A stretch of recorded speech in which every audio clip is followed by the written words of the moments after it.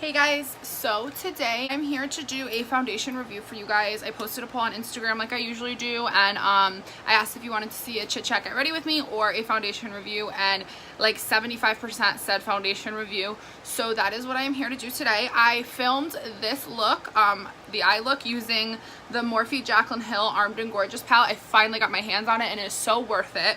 I'm filming this look, well, I did film this look, and it's going to be on an Instagram tutorial, like just a fast, quick one that I post on my Instagram. So if you do not follow me on Instagram, please follow me. I will link my Instagram down below, but I will also put the name tag or the hand tag down here in this corner or this corner. I don't remember where I'm going to put it actually, but it'll be down there for you guys to follow me. And this is going to be on the Dior Backstage foundation. This is the Face and Body foundation. I've been wearing this for about 2 weeks now. I think I've gone 2 days without wearing it. At first when I wore it, I was breaking out a little bit. I got some breakouts here and here, but as I said in a previous video, like I was on birth control, so I think that had something to do with it, like the hormones and stuff, because the birth control that I was on was giving me a lot of acne. Since stopping the birth control and still wearing this foundation, I don't know if you guys can tell, I have like a little tiny breakout right here. That's just an acne scar, but just a little tiny breakout right here. So I'm not sure 100% yet if that is from the foundation or if it's just like my skin. So I'm going to continue to wear this and see, but I love this foundation. I didn't want to do a first impressions on it because sometimes I feel like that's totally not fair for a foundation. But this foundation is $40, I believe. I bought it during the VIB Rouge sale, so I got it for $32, and it just looks like this. It's in like a plastic bottle, and this is in the shade 3W. There is like 40 something shades online, so it's super inclusive. But the hard part about, I think, when having that many shades with all the different undertones is like it's hard to pick something. I definitely on the computer when I was looking would have thought that I was shade 4W, because obviously like my neck and my, well, you can't see my body right now because today it is finally cold in Connecticut for literally 1 day, 2 days, and then it's gonna be 80 next week, but we're gonna go with it. Like I'm ready for fall. I'm in full fall mode. But yeah, so it was hard for me to see online because in the picture the 3W and the 4W didn't look that different, but then upon doing research, like I literally had to watch 15 videos, and even then I wasn't sure if I was making the right decision. But I went with the shade 3W, and I'm happy that I did because I think it is a really good match for me. So I'm gonna go ahead and get into the application. I've learned, I think, the best way to apply this for my skin, stuff like that. So I'm going to go through all of that during the application, and then I will do a wear test today and check in throughout the day. Right now it is 9:30 in the morning. I just got out of work. I will be going back to work in a little bit. So I will get probably a solid 10 hours out of this foundation, and I will check in throughout the day. So I'm going to get right into the application. Okay guys, so I have found that the best way to apply this foundation is with a brush, and then I will go over and kind of pat it into the skin with a beauty blender. It says to shake the foundation well before using it, but when you do shake it, fair warning, it does come out the top like that. So I just take it right on here because this is my own foundation. I don't particularly care as much about like the bacteria transfer. Like obviously I do a little bit, but I just put it right here. And I start with like a small amount because it is pretty full coverage, but I don't like a crazy full coverage, so I like it to be pretty thin. I will take a brush like the flat top kabuki. I just started using this one because I think it's a little fluffier, so I feel that it spreads the product a little lighter. And now I will just take this brush and spread the product. I'm gonna show you with the other brush that isn't as fluffy. You will get more coverage using that brush. I just like this one because I feel like it gives me a lighter, like more airbrushed look, and I think that I like that a little bit better than a full coverage look. I'm not a huge like full coverage kind of girl. I like my skin to look like my skin. And I would say that this is a demi matte. I don't think it's a super drying, like oh my god, harsh matte, but I don't think that it's dewy either. So that is the side with this brush. I'm going to show you just for like fun what it would look like with a more dense flat top kabuki brush. Like as you could tell, this one when I hit it, my finger kind of spreads the bristles. This one, it does not. So this isn't going to pick up as much product. This will kind of just cover more. And I also feel like this makes my skin look a little bit more matte for some reason, this brush. I also kind of weirdly enough feel like this sucks up a bit more product than the other one. The other one kind of just moves the product around, which is why I go over it with a beauty blender. I feel like this side kind of just sucks it up a little bit more. But either way, like, it still looks good. I just feel like this side looks more matte than this side for some reason. I'm not sure. I could go in with a second layer. I have done it before.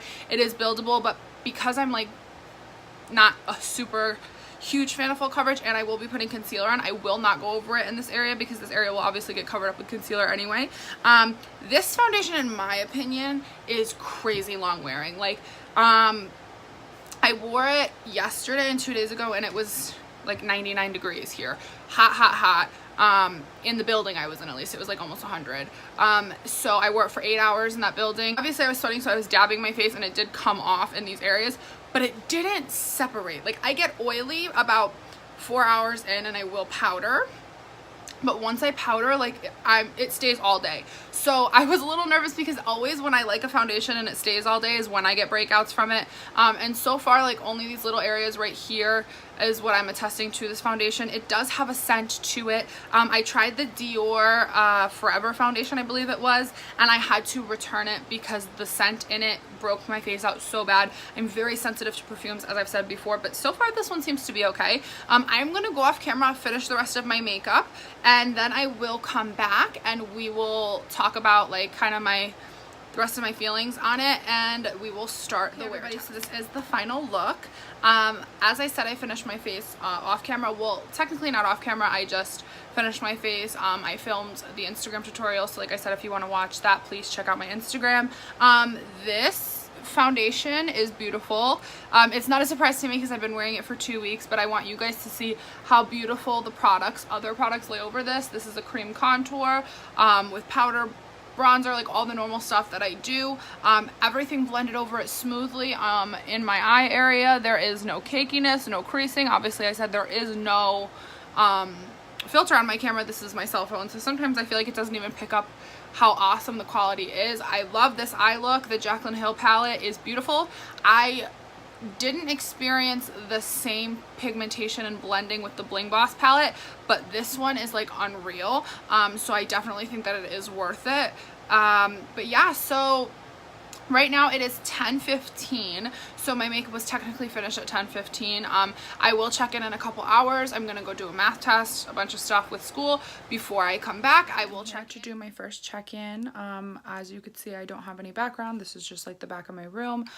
It is almost 2 o'clock at this point, so I have had the foundation on 4 hours. I'm at the point now where I am getting a little shiny. I could feel the oil in this area, and I do look a little shiny, not horrible, but like I said, this does happen about the 4-hour mark with this foundation, I find. So what I will do is I will just go into my Huda Beauty powder, the one that I use all the time, and I like this powder because it has a little bit of color, but it also doesn't like break out my foundation. And I will just take it on this kind of brush and just kind of dab powder in the areas where I feel I'm oily, which really honestly it's my T-zone area that gets the most oily. But as you could tell with the powder, for some reason I have glitter on my forehead. I don't know why. It happened this morning when I was finishing my makeup. But you could see the powder doesn't break up or anything like that, so I will just take it in these areas and kind of just dab it in. Certain areas I don't mind having some glow, like obviously some of this is highlighter on my nose and stuff, but I will add the powder just really, it's to my T-zone area.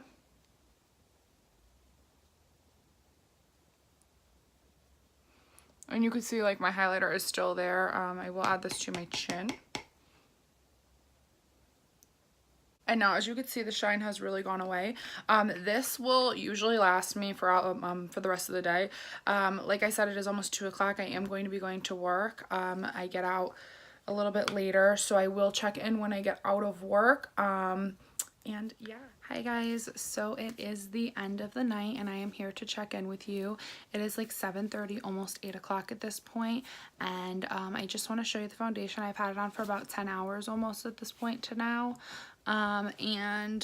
This is what it looks like. I have not touched up since before I went to work, which you guys saw with me. So I am shiny. The light is on, so it is reflecting off of it a little bit and making it a little bit more oily than maybe it looks in person, but I definitely am shiny in these areas right here, as you can tell. But again, I want to point something out. I'm shiny, but I'm not breaking up. Like, my makeup has not broken up. It still looks cohesive. I'm cracking a little bit in my like forehead here. If you could see, I have a few lines, but if I just blended that out, like you could see when I touch it, there's a decent amount of oil. I guess what I would say is that this foundation is a beautiful foundation.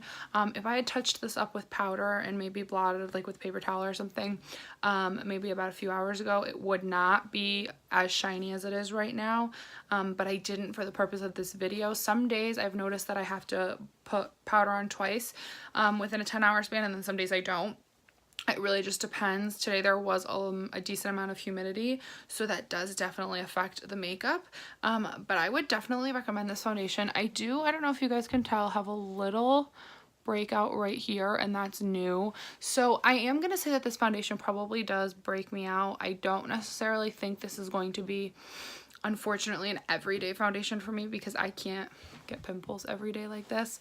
They're not horrible by any means, but I just don't really want to wear it every day if it's going to break me out. But this would definitely be like a special occasion foundation.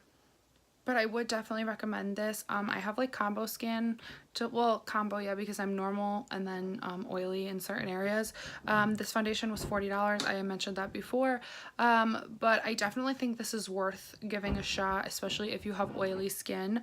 But I hope you guys enjoyed watching this video. If you liked it, please give it a thumbs up, comment, and subscribe, and I will see you guys later.